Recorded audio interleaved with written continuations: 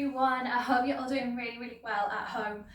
This class is going to be a slightly different take. We're going to be doing some yoga fusion, so taking some yoga postures, Pilates postures and strength conditioning postures, putting them all together in a little sequence to target certain areas of your body. Today is all about this core. So not just the six pack that we sometimes see, but the whole core-seated area around our midline, and it's going to really help us stay strong in yoga postures, but in sports, recreations, and just for function in life. So some main things really, if you are not warm already, I suggest that you do a quick vinyasa flow or a little bit of exercise to get yourself going. You're going to need one prop, and that's going to be a block, but you're very welcome to use a book, a cushion, pillow, perhaps even a ball, sort of a Pilates ball as well can be used.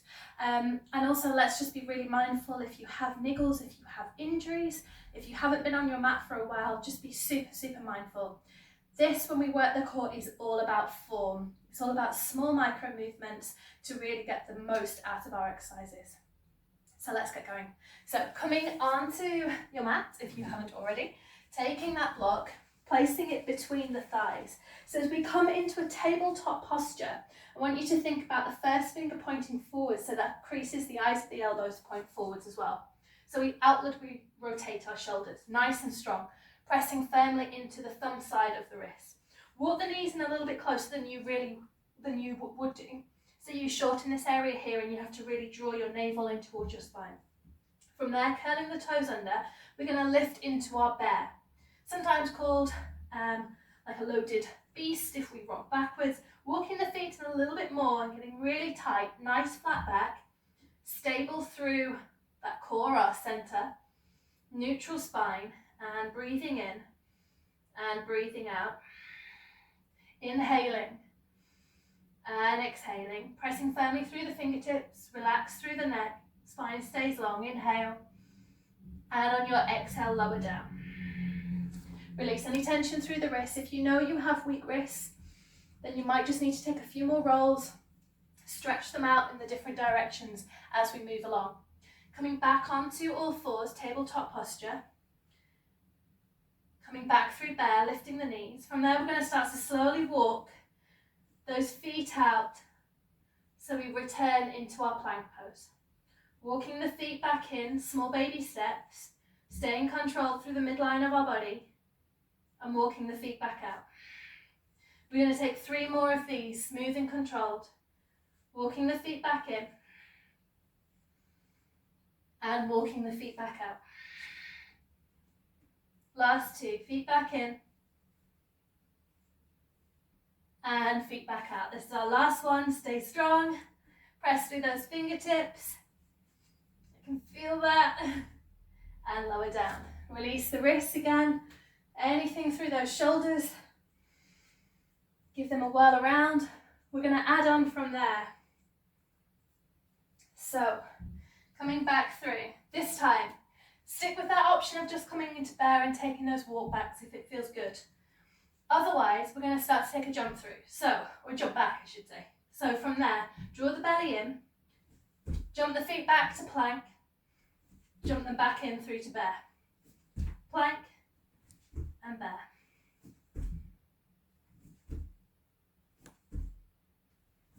Two more wherever you are. If you're taking walkouts and they're slow and controlled, perfect. Adding one more. And release, come down.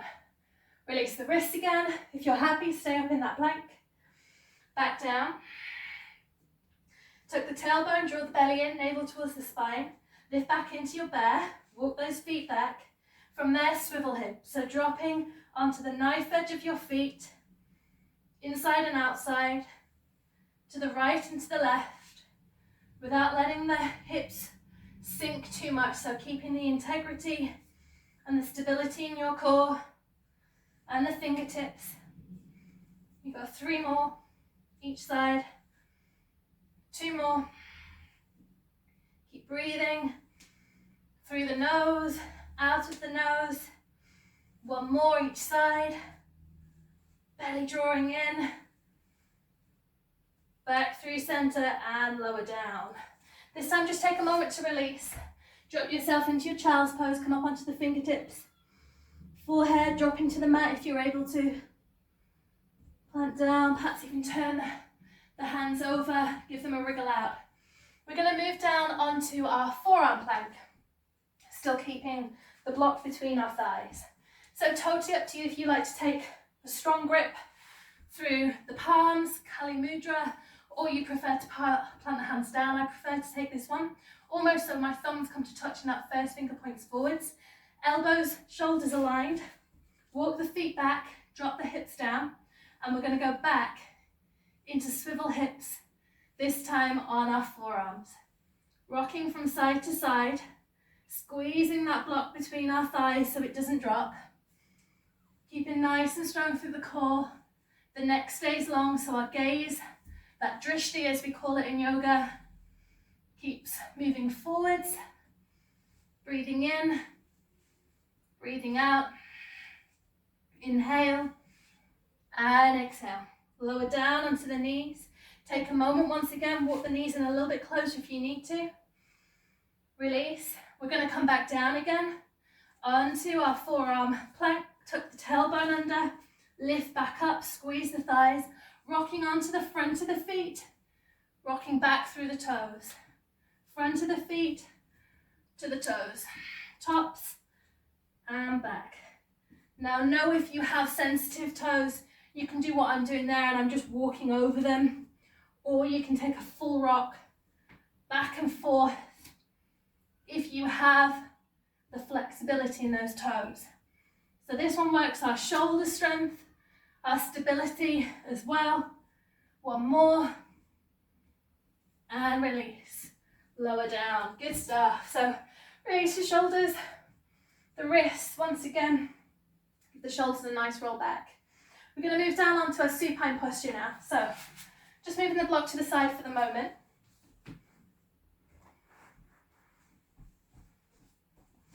Coming down to lay on your back.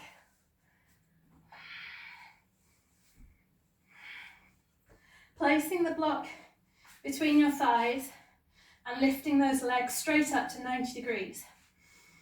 Really feel that your sacrum, lower back, is pressing down into the mat. Hands placed behind the legs. Inhale, lift. Roll the shoulders back and sink your belly button all the way down into your spine without the rib cage flaring. Hands behind the head. Elbows pointing up here, so you're really nice and strong. And we're just going to hold, squeezing that block, squeeze. For 10, 9, 8, 7, I get the shakes. 4, 3, 2, and 1, release. Lovely stuff. You can always come down a little bit earlier. You can release, making sure that the lower back, sacrum is pressing firmly into the mat. Inhale, exhale, come all the way back up, draw the belly in, roll the shoulders back and down, find that engagement, rib cage locking in. Thumbs behind the head, down the base of the neck, lift through your elbows, and this time we're going to lift through the right foot, lower back down. Inhale, lift left and lower. You can always come back to that hold. You can always reset at any point. Squeezing that block between your thighs, trying not to let your shoulders come down onto the mat. Breathing in, breathing out. Inhale, exhale, inhale, exhale. Breathing in, breathing out. Last one each side. Nice and controlled, small movements, and release, come down. So when we take those small movements, we have to be a lot more controlled. So we're working almost a lot stronger when we're controlled. Inhale, come all the way back up, roll the shoulders back and down, draw the belly button in, hands laced behind the head again, elbows pointing up. Squeeze the block. From there, release the right hand, take it across towards the left thigh, hand behind the head, left side. Draw it back, right side. Minimal movements again, so we're not rocking overly from side to side. There's not a huge twist. We're not using the momentum really of our arms. We keep squeezing the block between our thighs. Breathing in, breathing out. Inhale, exhale, inhale, and exhale. Last one to the left-hand side, and all the way back down through center. Release. One more exercise here down on our backs, then we're going to have a little bit of a finisher. So taking the legs up, inhale. Exhale, C-curve, curl the spine, roll the shoulders back and down, sink that belly, your sacrum as well into the mat. Hands laced behind the head. From there, squeeze the block, elbows pointing up. Lower the knees just a little bit. Inhale, draw them back in. Small movements, lower to lift. Lift. Exhaling as you lift back up. Exhale. Inhale, lower. Exhale, lift. Now if your lower back is coming off the mat, a reminder, reset, lower yourself down. Perhaps don't make the movement of the legs today. You just come back to a hold. Firmly press that lower back down. We're going to take 3 more. I've got the shakes. Inhale, exhale, 2 more. Last one. Nice. Hands behind the legs. Lower yourself back down, roll those shoulders. All right then, just move the knees from side to side. Release any tension through there, and then rock yourself up back onto your full arm plank. This time we're going to remove the block, but I want you to still keep that feeling that you're drawing your thighs together and really create a hands coming down right underneath the shoulders. Turn the fingers to point slightly outwards, outwardly rotate the shoulders, draw the belly in, neutral spine, curl the toes, press away coming into your full plank, and from there we're going to take a knee drop, lift, and an elbow drop, lift, knees, elbows, 3 more, knees, elbows, knees, so elbows moving backwards. Really small movement. Last one. Knees and elbows. Lower down.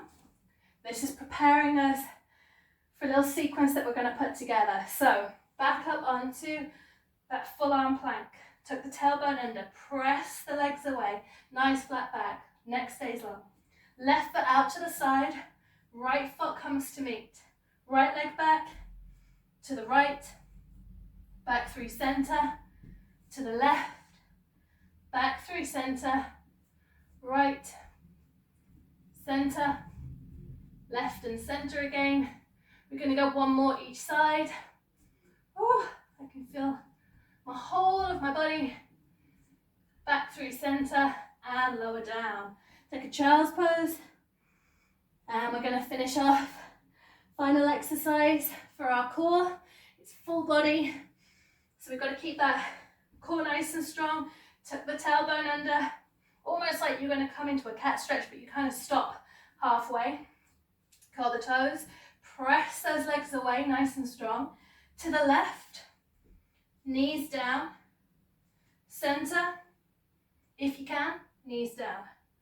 Right, knee drop, center, knee drop. Now, if you're feeling good, when you come back to center on this one, take the knee drop and see if you can take the elbow drop as well.